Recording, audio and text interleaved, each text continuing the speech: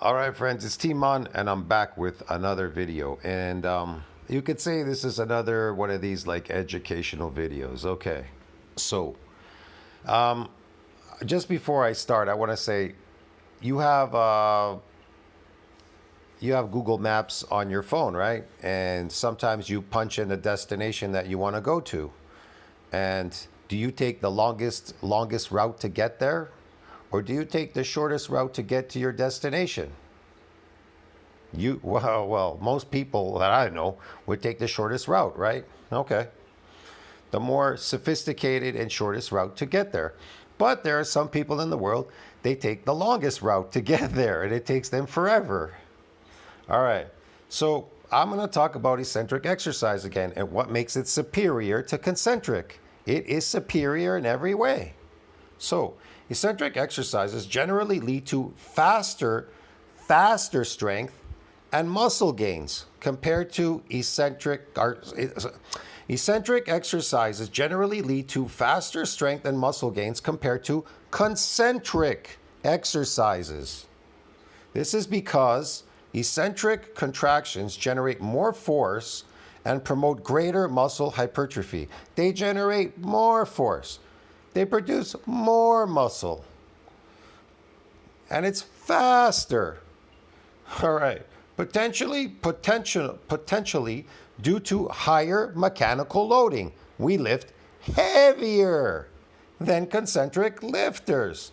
Now, while both eccentric and concentric training can increase muscle thickness, eccentric training is particularly effective in increasing muscle strength, especially in eccentric specific measures. Strength, bro. Huh. Eccentric versus concentric. Eccentric contractions involve the muscle lengthening under tension, while concentric contractions involve the muscle shortening under tension. Yes, shortening. Force and hypertrophy. Eccentric contractions typically generate more force than concentric contractions, potentially leading to greater muscle damage and subsequent growth. How about that? Now, when it comes to strength gains, let's see which one is superior. So we know now that it's superior when it comes to muscle, and it's obviously superior in strength. Now, let's see what they say about strength gains in this section alone. Studies indicate that eccentric training leads to greater increases in both eccentric and concentric strength compared to concentric training alone. There you go. See what I mean? All right. Muscle mass.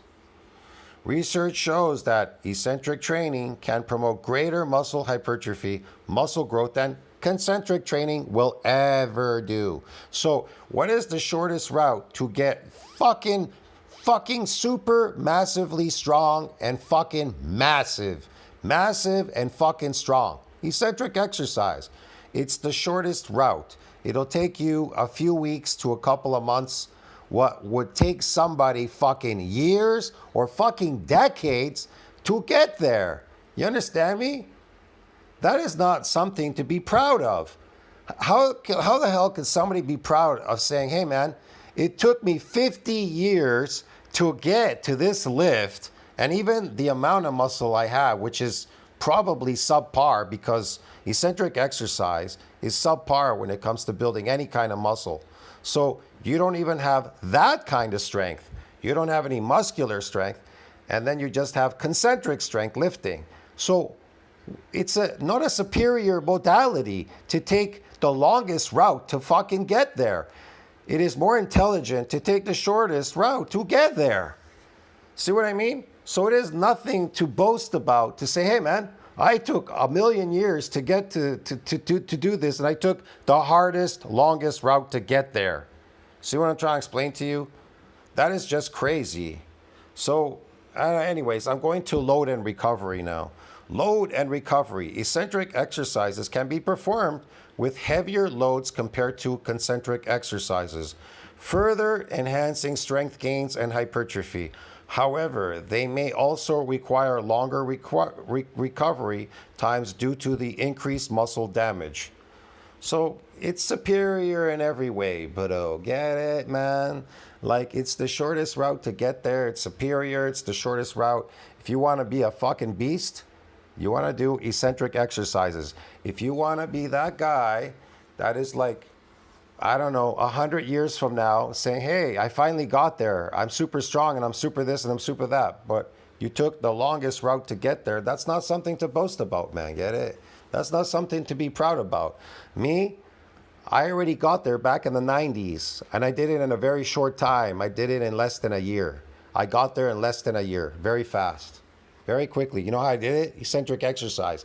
I didn't take the longest route, concentric lifting, which is not associated with fucking muscle growth or associated with much strength there. There's not much strength there concentrically. Eccentrically is the strength. So if you get strong eccentrically, you're automatically strong concentrically. See what I mean?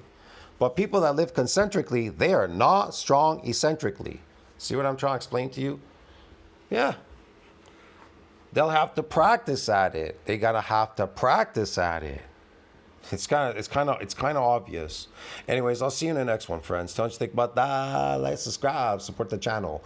Do you prefer to take the longest route and stay there and be a gym slave forever, and then say, hey, 30 years from now, say, hey, look, I finally made it. Like these people with their newbie gain thing, whatever, they got really good at benching or something in the gym.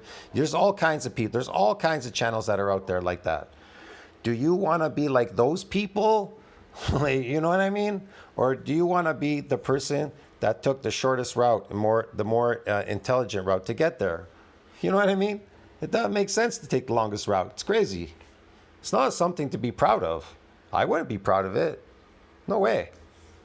Anyways, I'll see you in the next one, friends. Ciao. I gotta go. That's some funny shit, bro.